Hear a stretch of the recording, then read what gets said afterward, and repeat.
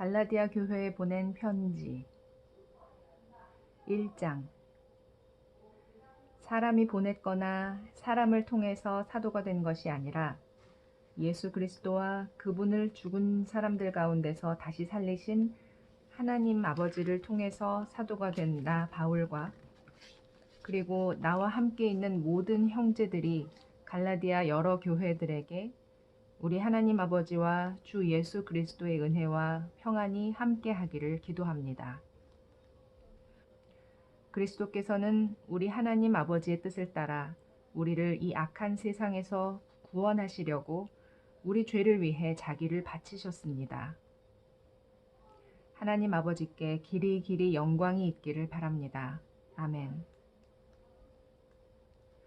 여러분이 그리스도의 은혜로 여러분을 부르신 하나님을 그처럼 쉽게 저버리고 다른 복음을 따르다니 정말 놀라지 않을 수 없습니다. 사실 다른 복음이란 있을 수가 없습니다. 다만 어떤 사람들이 여러분을 혼란 가운데 빠뜨리고 그리스도의 복음을 변질시키려는 것에 지나지 않습니다. 우리뿐만 아니라 하늘에서 온 천사라도 우리가 여러분에게 전한 기쁜 소식 외에 다른 것을 전한다면 저주를 받을 것입니다. 우리가 전에 말한 대로 내가 다시 말하지만 누구든지 여러분이 이미 받은 기쁜 소식 외에 다른 것을 전하면 저주를 받을 것입니다. 내가 지금 사람에게 잘 보이려고 하는 줄 아십니까? 아닙니다. 내가 원하는 것은 하나님의 인정을 받는 일입니다. 내가 이제 와서 사람을 기쁘게 하겠습니까? 내가 아직도 사람을 기쁘게 하려고 한다면 나는 그리스도의 종이 아닙니다. 형제 여러분, 내가 여러분에게 알게 합니다만 내가 전한 기쁜 소식은 사람이 만들어낸 것이 아닙니다. 이 기쁜 소식은 내가 사람에게서 받았거나 배운 것이 아니라 예수 그리스도의 계시로 받은 것입니다. 내가 전에 유대교에 있을 때 한 일들을 여러분은 들어서 알 것입니다. 그때 나는 하나님의 교회를 몹시 박해하였고 아예 교회를 없애버리려고까지 했습니다. 나는 같은 나이 또래의 그 어떤 유대인들보다 유대교를 신봉하는 데 앞장섰으며 조상들의 전통을 지키는데도 누구 못지않게 열심이었습니다. 그러나 내가 태어나기도 전에 나를 택하시고 은혜로 나를 부르신 하나님이 자기 아들을 나에게 나타내어 이방인들에게 그분에 대한 기쁜 소식을 전하게 하시기를 기뻐하셨을 때 나는 사람과 의논하지 않았으며 나보다 먼저 사도가 된 사람들을 만나려고 예루살렘으로 가지도 않았고 곧바로 아라비아로 갔다가 다시 다마스커스로 돌아왔습니다. 그 후 나는 3년 만에 베드로를 만나러 예루살렘으로 가서 15일 동안 그와 함께 지냈습니다. 나는 거기서 주님의 형제 야고보 외에는 다른 사도를 만나지 못했습니다. 내가 지금 쓰고 있는 이것이 거짓말이 아니라는 것을 나는 하나님 앞에서 여러분에게 확실히 말할 수 있습니다. 그 후에 나는 시리아와 길리기아 지방으로 갔습니다. 그때까지만 해도 유대에 있는 교회들은 내 얼굴을 몰랐습니다. 그들은 전에 자기들을 괴롭히던 사람이 지금은 박해하던 그 믿음을 전한다는 말만 듣고 나 때문에 하나님께 영광을 돌렸습니다. 2장. 그로부터 14년 후에 나는 바나바와 함께 디도를 데리고 다시 예루살렘으로 올라갔습니다. 나는 하나님의 계시를 받고 예루살렘에 올라가 내가 이방인들에게 전파하는 기쁜 소식을 공식 석상에서 전하였고 지도자들에게는 개인적으로 설명했습니다. 그것은 내가 과거에 한 일과 현재 하는 일이 헛되지 않을까 염려해서였습니다. 나와 동행한 디도는 그리스 사람이었지만 억지로 할례를 받으라고 강요하지 않았습니다. 내가 이렇게 한 것은 몰래 들어온 거짓 형제들 때문이었습니다. 그들은 몰래 들어와 그리스도 예수님 안에서 우리가 가진 자유를 엿보고 우리를 다시 율법의 종으로 삼으려고 했습니다. 그러나 우리는 여러분을 언제나 기쁜 소식의 진리 안에 있게 하려고 한시도 그들에게 굴복하지 않았습니다. 지도자들이라는 사람들은 나에게 아무것도 새로운 것을 제시해주지 못했습니다. 그들이 어떤 사람이건 간에 나와는 상관이 없습니다. 하나님은 사람의 겉모양을 보시지 않기 때문입니다.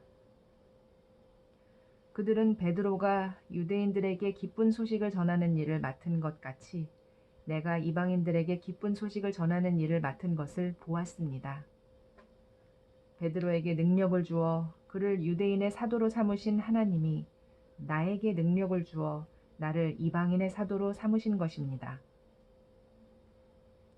그리고 기둥 같은 지도자로 알려진 야고보와 베드로와 요한도 하나님이 나에게 주신 은혜를 인정하고 나와 바나바에게 교제의 악수를 청해왔습니다.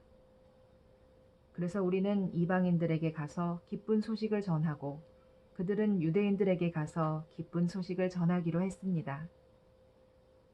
또 그들은 우리에게 가난한 사람들을 돌보라고 부탁했는데 그 일은 내가 전부터 열심히 해오던 일이었습니다. 그런데 베드로가 안디옥에 왔을 때 그가 잘못한 일이 있었으므로 나는 여러 사람 앞에서 그를 책망하였습니다. 그것은 그가 이방인과 함께 음식을 먹다가 야고보가 보낸 유대인 몇 사람이 들어오는 것을 보고 겁이 나서 나가버린 일이었습니다. 그러자 다른 유대인들도 안 먹은 채 하며 밖으로 나갔고 바나바까지도 그들의 위선에 유혹을 받았습니다. 그래서 나는 그들이 기쁜 소식의 진리대로 바로 살지 않는 것을 보고 모든 사람 앞에서 베드로에게 유대인인 당신이 이방인처럼 살면서 어떻게 이방인에게는 유대인답게 살라고 할 수 있습니까? 하고 책망했습니다. 우리는 날 때부터 유대인이지 소위 말하는 이방 죄인이 아닙니다. 그러나 우리는 사람이 율법을 지켜서 의롭게 되는 것이 아니라 예수 그리스도를 믿음으로 의롭게 된다는 것을 알기 때문에 우리도 그렇게 되려고 예수 그리스도를 믿고 있습니다. 그 누구도 율법을 지켜서 의롭게 될 사람은 없습니다. 만일 우리가 그리스도 안에서 의롭게 되려고 하다가 우리 자신이 죄인으로 판명되면 그리스도께서 죄를 짓게 하시는 분이라고 할 수 있습니까? 절대로 그럴 수 없습니다. 내가 이미 헐어버렸던 율법의 체계를 다시 세운다면 나는 율법을 범하는 사람이 되고 맙니다. 나는 율법에 관한 한 율법 그 자체에 의해서 죽었습니다. 이것은 하나님을 위해 살기 위해서입니다. 내가 그리스도와 함께 십자가에 못 박혀 죽었으므로 이제는 내가 사는 것이 아니라 내 속에 그리스도께서 사시는 것입니다. 지금 나는 나를 사랑하시고 나를 위해 죽으신 하나님의 아들을 믿는 믿음으로 살고 있습니다. 나에게는 하나님의 은혜가 참으로 귀중합니다. 만일 율법을 지켜서 의롭게 된다면 그리스도께서 헛되이 죽으신 것이 되기 때문입니다. 3장 갈라디아 사람 여러분, 왜 그리 어리석습니까? 예수 그리스도께서 십자가에 못 박히신 것이 여러분의 눈앞에 생생한데 누가 여러분을 유혹하였습니까? 내가 여러분에게서 한 가지 알아볼 것이 있습니다. 여러분이 성령을 받은 것이 율법을 지켜서입니까? 기쁜 소식을 듣고 믿었기 때문입니까? 여러분은 그렇게도 어리석습니까? 여러분은 성령으로 시작했다가 이제는 여러분 자신의 노력으로 완전해지려고 합니까? 기쁜 소식을 위해 많은 고난을 겪은 여러분이 이제 와서 그것을 버린단 말입니까? 하나님이 여러분에게 성령을 주시고 기적을 베풀어 주신 것은 여러분이 율법을 지켰기 때문입니까? 기쁜 소식을 듣고 믿었기 때문입니까? 성경에는 아브라함이 하나님을 믿었으므로 하나님은 이 믿음 때문에 그를 의롭게 여기셨다라는 말씀이 있습니다. 그러므로 믿음을 가진 사람들만이 진정한 아브라함의 후손이 된다는 것을 아십시오. 그리고 성경은 하나님이 믿음으로 이방인들을 의롭게 하실 것을 미리 내다보고 일찍이 아브라함에게 모든 민족이 너를 통해 복을 받을 것이다 라는 기쁜 소식을 전했습니다. 그러므로 믿음으로 사는 사람은 믿음을 가진 아브라함과 함께 복을 받습니다. 율법을 지켜서 구원받으려는 사람은 모두 저주 아래 있습니다. 그것은 율법책에 기록된 모든 것을 항상 지키지 않는 사람은 누구든지 저주를 받을 것이다 라고 성경에 기록되어 있기 때문입니다. 그래서 하나님 앞에서는 아무도 율법으로는 의롭게 되지 못한다는 것이 분명합니다. 성경에도 의로운 사람은 믿음으로 살 것이다 라고 기록되어 있습니다. 율법은 믿음에 근거한 것이 아닙니다. 오히려 성경은 율법을 지키는 사람은 율법으로 살 것이다 라고 말합니다. 그리스도께서는 우리를 위해 십자가에 달려 저주를 받으심으로 우리를 율법의 저주에서 구해주셨습니다. 성경에도 나무에 달린 사람마다 저주를 받은 자입니다 라고 기록되어 있습니다. 이것은 그리스도 예수님 안에서 이방인들도 아브라함의 복을 받고 우리도 믿음으로 약속된 성령을 받도록 하기 위한 것입니다. 형제 여러분, 사람들끼리 한 번 맺은 계약은 아무도 취소하거나 변경하지 못합니다.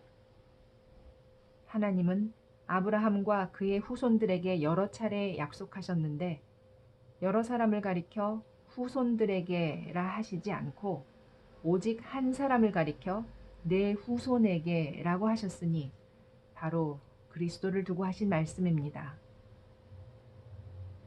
여기서 내가 말하려고 하는 것은 430년 후에 생긴 율법은 전에 하나님이 세운 계약을 취소시킬 수도 없고 그 약속을 무효로 할 수도 없다는 것입니다. 만일 우리가 받을 하늘나라의 축복이 율법에 의존한다면 그것은 더 이상 약속에 의존하지 않게 됩니다. 그러나 하나님은 약속을 통해서 아브라함에게 은혜로 그런 축복을 주신 것입니다.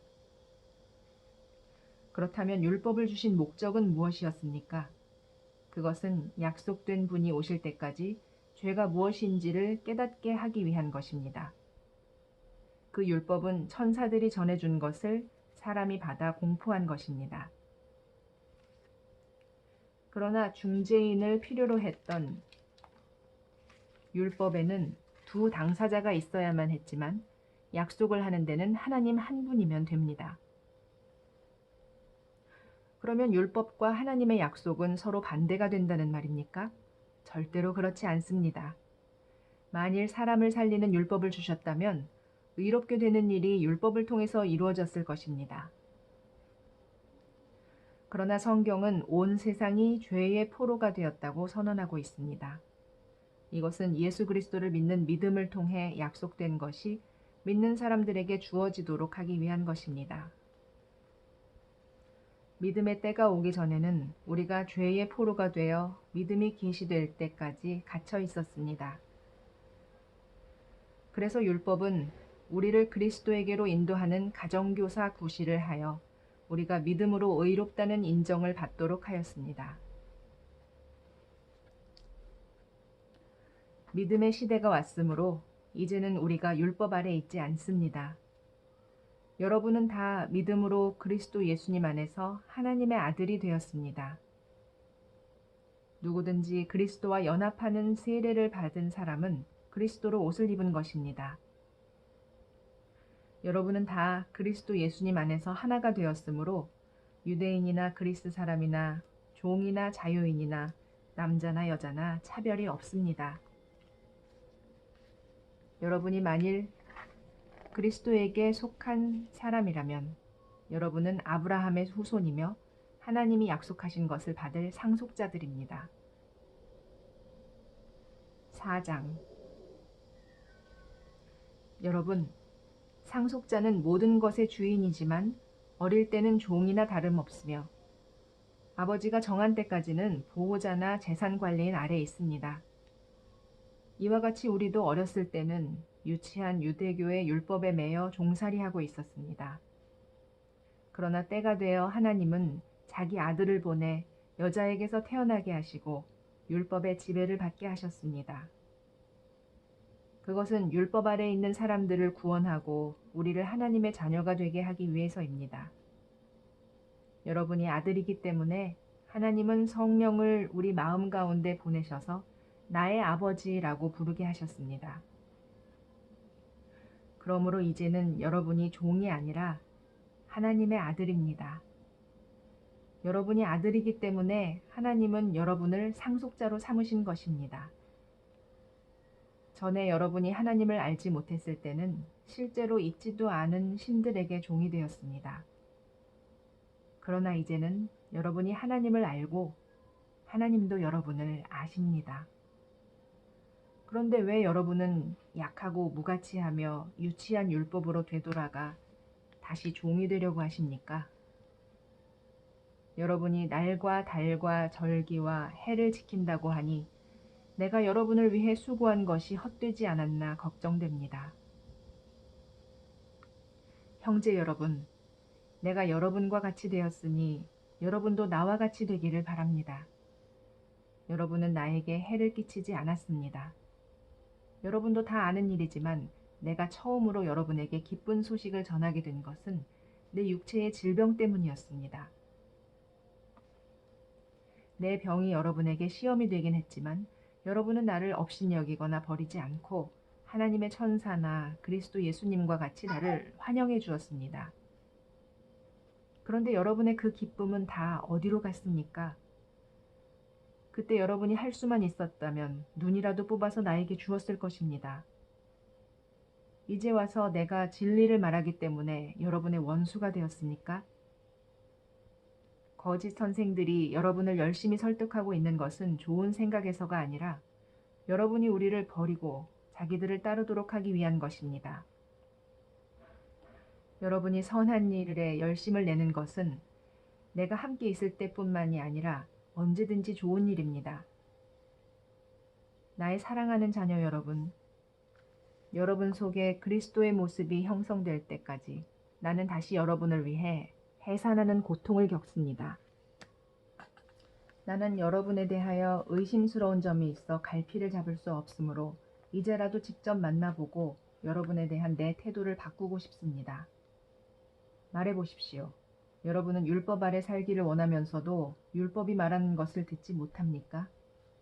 율법에는 이런 기록이 있습니다. 아브라함에게 두 아들이 있었는데 하나는 여종에게서 났고 다른 하나는 자유를 누리는 여자에게서 났습니다. 여종에게서 난 아들은 보통 방법으로 낳고 자유를 누리는 여자에게서 난 아들은 약속을 따라 낳습니다. 이것은 비유로서 두 여자는 두 계약을 말합니다. 한 계약은 시내 산에서 받은 것으로 종살이할 아기를 낳은 하갈을 의미합니다. 하갈은 아라비아에 있는 시내 산을 가리키며 지금의 예루살렘에 해당합니다. 그것은 예루살렘이 아직도 그 자녀들과 함께 율법의 종노릇을 하고 있기 때문입니다. 그러나 하늘의 예루살렘은 자유인이었던 사라를 의미하며 그 예루살렘은 우리 모두의 어머니이기도 합니다. 성경에도 이렇게 기록되어 있습니다. 아기를 낳지 못하는 여자여, 즐거워하여라. 해산의 고통을 모르는 여자여, 소리 높여 외쳐라. 홀로 사는 여자의 자녀가 남편 있는 여자의 자녀보다 더 많을 것이다. 형제 여러분, 여러분은 이삭과 같은 약속의 자녀입니다. 그때 보통 방법으로 난 이스마엘이 성령을 따라 난 이삭을 괴롭힌 것 같이 지금도 마찬가지입니다. 그러나 성경에는 이 여종과 그 아들을 내쫓으세요. 여종의 아들은 자유를 누리는 여자의 아들과 함께 유산을 받을 수가 없습니다. 라고 하지 않았습니까? 그러므로 형제 여러분, 우리는 여종의 자녀가 아니라 자유를 누리는 여자의 자녀입니다. 5장 그리스도께서 우리를 해방시켜 자유의 몸이 되게 하셨으니 여러분은 굳게 서서 다시는 종노릇하지 마십시오. 나 바울이 하는 말을 잘 들으십시오. 만일 여러분이 할례를 받는다면 그리스도께서는 여러분에게 아무 소용이 없습니다. 내가 다시 말하지만 할례를 받는 모든 사람은 율법 전체를 지켜야 할 의무가 있습니다. 여러분이 율법을 지켜서 의롭다는 인정을 받으려고 한다면 여러분은 이미 그리스도와의 관계를 끊고 하나님의 은혜에서 떨어진 사람입니다. 그러나 우리는 성령님을 통해 믿음으로 의롭게 되기를 바라는 희망을 가지고 삽니다. 그리스도 예수님 안에서는 할례를 받고 안 받는 것이 문제가 아니라 사랑으로 표현되는 믿음만이 중요합니다. 전에는 여러분이 신앙생활을 잘 했습니다. 그런데 누가 여러분을 가로막아 진리를 순종하지 못하게 했습니까? 그런 설득은 여러분을 부르신 하나님에게서 온 것이 아닙니다. 한 사람이 잘못되면 여러분 전체가 영향을 받습니다. 나는 여러분이 다른 생각을 품지 않을 것을 주 안에서 확신합니다. 그러나 여러분을 혼란케 하는 사람은 누구든지 심판을 받을 것입니다. 형제 여러분, 내가 아직도 할례를 전하고 있다면 왜 핍박을 받겠습니까? 그것이 사실이라면 그리스도의 십자가가 걸려 넘어지게 하는 장애물이 되지 않을 것입니다. 할례를 주장하면서 혼란만 일으키는 사람들은 할례의 대상이 되는 그 지체를 아주 잘라버리기를 바랍니다. 형제 여러분, 하나님께서는 자유를 주시려고 여러분을 부르셨습니다. 그러므로 육체의 욕망을 채우려고 여러분의 자유를 남용하지 말고 사랑으로 서로 섬기십시오. 모든 율법은 내 이웃을 내 몸과 같이 사랑하라는 하나님의 말씀으로 요약할 수 있습니다. 그러나 여러분이 서로 헐뜯고 해친다면 둘 다 멸망할 것입니다. 그렇게 되지 않도록 조심하십시오. 그래서 내가 하는 말입니다만 여러분은 성령님의 인도를 따라 사십시오. 그러면 육체의 욕망을 채우려고 하지 않을 것입니다. 육체의 욕망과 성령님이 바라시는 것은 정반대입니다. 그러므로 이 둘은 서로 대적하여 여러분이 하고 싶은 일을 못하게 합니다. 그러나 여러분이 성령님의 인도를 받으면 율법의 지배를 받지 않습니다. 육체의 행위는 명백하게 드러나기 마련입니다. 이것은 음행과 더러움과 방탕과 우상숭배와 마술과 원수 맺는 것과 다툼과 시기와 화내는 것과 당파심과 분열과 이단과 질투와 술주정과 흥청대며 먹고 마시는 것과 그리고 이와 같은 것들입니다. 내가 전에도 여러분에게 경고했지만 다시 경고합니다. 이런 생활을 일삼는 사람들은 결코 하나님의 나라를 상속받지 못할 것입니다. 그러나 성령님이 지배하는 생활에는 사랑과 기쁨과 평안과 인내와 친절과 선과 신실함과 온유와 절제의 열매가 맺힙니다. 이런 것을 막을 율법은 없는 것입니다. 예수 그리스도의 사람들은 육체와 함께 정욕과 욕심을 십자가에 못 박았습니다. 만일 우리가 성령님을 따라 산다면 그분의 가르침을 실천해야 할 것입니다. 그러므로 우리는 잘난 체 하지 말고 서로 다투거나 미워하지 맙시다. 6장. 형제 여러분, 어떤 사람이 잘못을 범했다면 성령님을 따라 사는 여러분은 온유한 마음으로 그런 사람을 바로잡아 주십시오. 그리고 여러분 자신도 그런 시험을 받지 않도록 주의하십시오. 여러분은 서로 짐을 짐으로써 그리스도의 사랑의 법을 실천하십시오. 아무것도 아니면서 대단한 사람이나 되는 것처럼 생각한다면 그것은 자기를 속이는 것입니다. 각자 자기 행위를 살피십시오. 그러면 남과 비교하지 않고도 자기 자신이 한 일을 자랑스럽게 여길 수 있을 것입니다. 사람은 누구나 자기 자신의 짐을 져야 합니다. 하나님의 말씀을 배우는 사람은 가르치는 사람과 온갖 좋은 것을 나누어 가지십시오. 자신을 속이지 마십시오. 하나님은 조롱을 당하지 않으십니다. 사람은 무엇을 심든지 심은 대로 거두는 법입니다. 자기 육체를 위해 심는 사람은 그 육체에서 썩어질 것을 거두고 성령님을 위해 심는 사람은 성령님에게서 영원한 생명을 거둘 것입니다. 선한 일을 하다가 낙심하지 맙시다. 포기하지 않는다면 반드시 거둘 때가 올 것입니다. 그러므로 기회 있을 때마다 모든 사람에게 선한 일을 하고 특별히 믿는 성도들에게 더욱 그렇게 하십시오. 내가 손수 여러분에게 이렇게 큰 글자로 쓰는 것을 보십시오. 거칠애만을 일삼는 사람들이 여러분에게 억지로 할례를 받으라고 강요하고 있습니다. 그들이 이렇게 하는 단 한 가지 이유는 그리스도의 십자가로 인한 핍박을 피하기 위한 것입니다. 할례를 받은 사람들이 자기들도 율법을 지키지 않으면서 여러분이 할례 받기를 원하는 것은 여러분이 여러분의 육체를 자랑하도록 하려는 것입니다. 그러나 나에게는 우리 주 예수 그리스도의 십자가 외에는 결코 자랑할 것이 없습니다. 이 십자가를 통해서 세상이 나에 대하여 죽었고 나도 세상에 대해서 죽었습니다. 할례를 받고 안 받는 것이 문제가 아니라 새 사람이 되는 것이 중요합니다. 하나님께서 이 원리를 따라 사는 사람들과 하나님의 백성 이스라엘에게 평안과 자비를 내려주시기를 기도합니다.